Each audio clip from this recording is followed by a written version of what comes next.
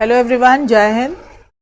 आज हम एक प्रोनाउन और एडजेक्टिव दोनों ही हैं, इनका एक छोटा और बहुत ही ब्यूटीफुल सा कॉन्सेप्ट है जिसको आज हम क्लियर करने की कोशिश करेंगे। एग्जाम में क्वेश्चंस भी आते हैं, एरिया फाइंड आउट करना है कि किस एरिया से क्वेश्चन जो है वो एग्जाम में पूछे जाते हैं। एट द सेम टाइम अगर आप इसे यूज़ कर रहे हो तो जितना कोशिश हम कर सकते हैं कि हम ग्रामेटिकली प्योर यूज़ करें तो उतना करना चाहिए। बहुत ही इजी सा कॉन्सेप्ट है कि what is the difference between my and mine. My और माइन में डिफरेंस क्या होता है, और माई और माइन ही नहीं है, और भी है हमारे पास वी और आर्स, योर और योर्स। तो ज़रा हम इसके बारे में ज़रा हम थोड़ा डिटेल में चेक करें। तो जैसे ही आप बात करते हो पजेसिव वर्ड्स की, पजेसिव वर्ड, पहली बात तो पजेसिव का मतलब होता है अधिकार दर्शाने वाले। तो जो नाउन में जब हमने अधिकार दर्शाने वाले नाउन के बारे में पढ़ा था तो हमने बात की थी कि भाई नाउन में अगर हम एपिस्ट्रोफे एस लगाते हैं तो इसका मतलब इस नाउन का अधिकार है। लेकिन जब हम नाउन से प्रोनाउन में शिफ्ट करते हैं तो फिर अब हम नाउन को प्रोनाउन में जब बदल दे रहे हैं तो आई का अधिकार दर्शाने के लिए माई का यूज करते हैं, आई का माई। अब माई के बाद नाउन लगाना अनिवार्य है। अगर आपको नाउन नहीं लगाना है, कई बार क्या होता है कि नाउन हमारे पास ओवियस सा ही होता है, अगर हमें नाउन नहीं लगाना है तो फिर हम माइन का यूज करते हैं। माई और माइन में जो एक बेसिक सा डिफरेंस है, दोनों अधिकार दर्शाते हैं, लेकिन माई के बाद नाउन लगाना है, माइन के बाद नाउन नहीं लगाना है। वी का अधिकार दर्शाने के लिए आर के बाद नाउन लगाना है, आवर्स के बाद नाउन का यूज नहीं करना है। देखिए, माई के बाद नाउन, माइन के बाद नो नाउन, आर के बाद नाउन, आर्स के बाद नो नाउन। इसी तरह से यू का अधिकार दर्शाने के लिए योर, और योर के बाद नाउन अवश्य लगाना है, लेकिन योर्स के बाद नाउन का यूज नहीं करना है, नहीं करना है। आगे आया हमारे पास ही का हिज के बाद नाउन लगाना है। अब प्रॉब्लम यह है कि अगर हम हिज के बाद नाउन ना लगाएं तो और हम इसमें एक एस ऐड कर दें तो हिस हो जाएगा। अब ओबियस सी बात है कि अगर हम हिज में एक नाउन एस लगा दे रहे हैं तो ये हिस हो जाएगा, ये हिसिंग साउंड हो जाएगा। तो हिस के बाद अगर नाउन नहीं लगाना है तो क्या करना है कि नाउन के बदले में दैट ऑफ या दोज ऑफ का यूज करना है। अगर सिंगुलर नाउन है तो दैट ऑफ, और प्लूरल नाउन है तो दोज ऑफ। तो हिज के बाद नाउन या तो लगाइए, और नहीं लगाना है तो फिर हिज के पहले दैट ऑफ या दोज ऑफ का यूज करिए। शी का अधिकार दर्शाने के लिए ह और हर के बाद नाउन लगाएंगे।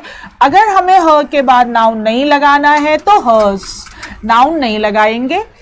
इट का अधिकार दर्शाने के लिए इट्स के बाद नाउन लगाना है। अगर इट्स के बाद नाउन नहीं लगाना है तो फिर यहाँ पर भी वही प्रॉब्लम है हमारे पास, क्योंकि ऑलरेडी एक एस आया हुआ है हमारे पास, तो हम एक और एस नहीं यूज कर सकते।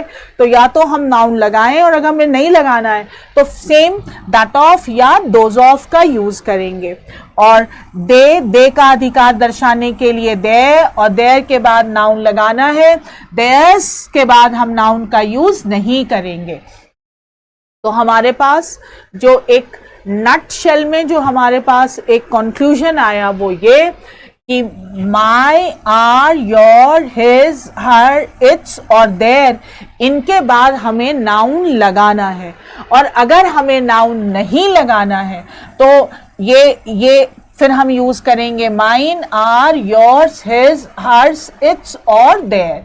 यहाँ पर क्योंकि इनके बाद हमने नाउन लगाया है इसीलिए इसे हम कहेंगे possessive adjective. These are possessive adjective, ये हैं हमारे पास पजेसिव एडजेक्टिव। और क्योंकि इनके बाद नाउन नहीं आया है इसीलिए इन्हें हम कहते हैं पजेसिव प्रोनाउन। पजेसिव प्रोनाउन एक बहुत ही सिंपल सा एक डिफरेंस है माई और माइन में।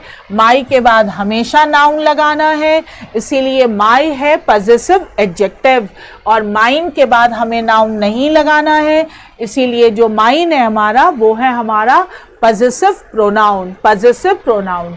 तो ये तो हमारा बेसिक सा डिफरेंस है पजेसिव एडजेक्टिव और पजेसिव प्रोनाउन में, या आप इसे कह लीजिए माई और माइन में, माई और माइन में।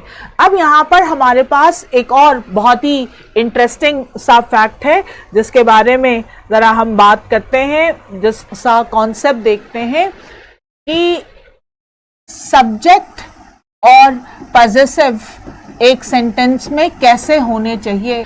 आई लिखा है तो माई ही यूज होगा, या यू लिखा है तो योर ही यूज होगा, क्योंकि आई का माई, वी का आर, यू का योर, ये तो इन्हीं का पोजीशन है। तो क्या जरूरी है कि अगर हमने एक सेंटेंस में आई लिखा है तो वहां पर माई ही आना चाहिए?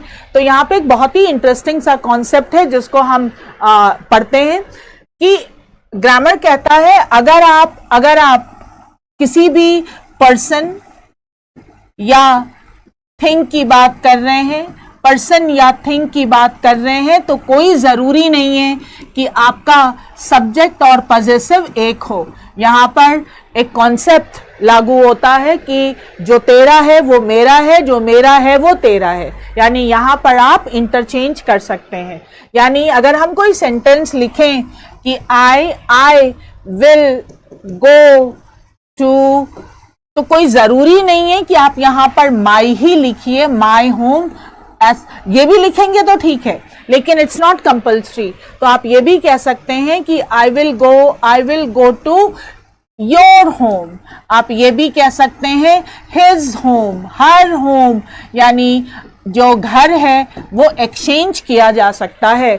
यानी सब्जेक्ट और पजेसिव अगर हम व्यक्ति या वस्तु की बात कर रहे हैं तो एक होना ज़रूरी नहीं है, लेकिन अगर हम बात कर रहे हैं जिंदगी और मौत की, अगर हम बात कर रहे हैं डेथ की, लाइफ की, डेस्टिनी की, अगर हम इनकी बात कर रहे हैं, डेथ, लाइफ, डेस्टिनी, ड्यूटी, अगर हम इन सब की बात कर रहे हैं तो फिर जो तेरा है वो तेरा है और जो मेरा है वो मेरा है। इस कंडीशन में जो सब्जेक्ट और पजेसिव हैं वो बिल्कुल एक होने चाहिए। जैसे I will live dash life, आप किसी और की जिंदगी जी नहीं सकते। I will live my life, I will live my life. या अगर हम कहें कि you should do dash duty, तो योर ड्यूटी, क्योंकि कोई किसी की ड्यूटी नहीं करता है, you should do your duty. देखिए क्या एक सेंटेंस में सब्जेक्ट और पजेसिव एक होने चाहिए? बिल्कुल नहीं। अगर बात व्यक्ति या वस्तु की हो रही है तो सब्जेक्ट और पजेसिव अलग अलग हो सकते हैं, लेकिन अगर बात डेथ, लाइफ, डेस्टिनी, ड्यूटी अगर इनकी हो रही है तो सब्जेक्ट और पजेसिव एक होने जरूरी हैं।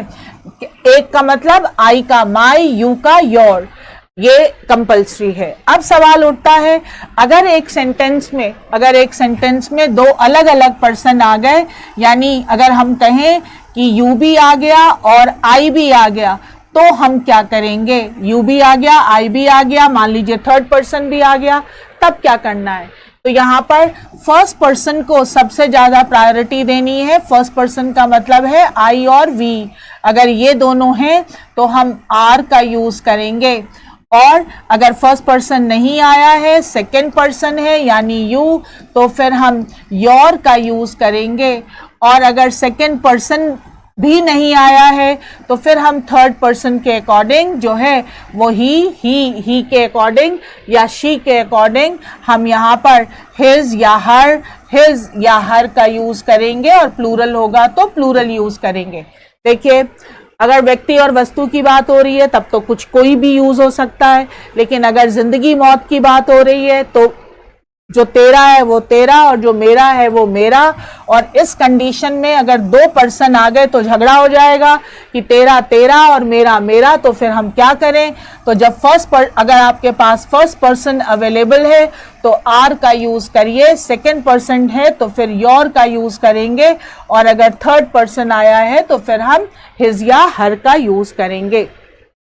एक बार मैं फिर से आपको बता दूं इन अ नटशेल कि अगर हम व्यक्ति और वस्तु की बात करें तो सब्जेक्ट और पॉजेसिव एक होने बिल्कुल ज़रूरी नहीं है, लेकिन अगर हम बात लाइफ डेथ की कर रहे हो तो सब्जेक्ट और पॉजेसिव एक होने ज़रूरी हैं।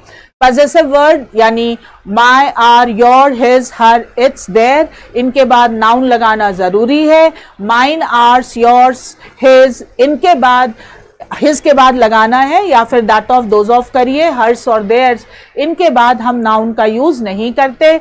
जिनके बाद नाउन लगाते हैं वो होते हैं पॉजेसिव एडजेक्टिव, और जिनके बाद नाउन नहीं लगाते वो होते हैं पॉजेसिव प्रोनाउन। चलिए ज़रा हम देखें, एक एक्सरसाइज देखते हैं हम यहाँ पर। आप करने की कोशिश करिए। जहाँ पर नाउन आया है, अगर नाउन आया है तो फिर आपको पता है कि उस टाइम पे हमें माई लेना है या माइन।